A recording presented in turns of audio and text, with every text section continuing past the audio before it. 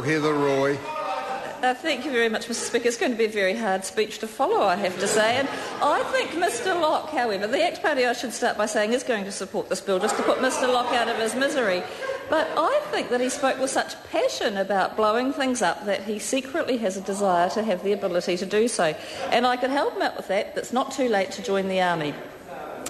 Mr Speaker, the Military Manoeuvres Act repeal bill is absolutely the right thing to do, and it's being done not from the reasons that the Labour Party suggested, that Mr Bakshi has nothing to talk about, but because it's very important that we have our statutes, our law books in a very good position, a tidy position. And when laws haven't been used and haven't been reviewed, it is a long time that that does happen.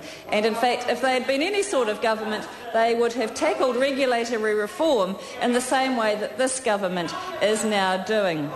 An omnibus bill would be a very good thing, but there is always a starting place, and Mr Bakshi has done that, and this House and the people of New Zealand should be thanking him for that.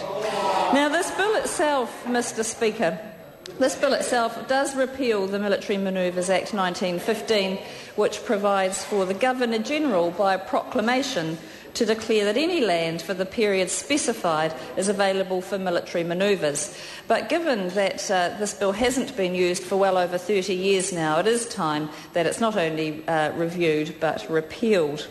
And I'm pleased to see that Steve Chadwick is agreeing with this in great mirth, even though it is, I think she's still stuck on Mr Locke's speech, in fact.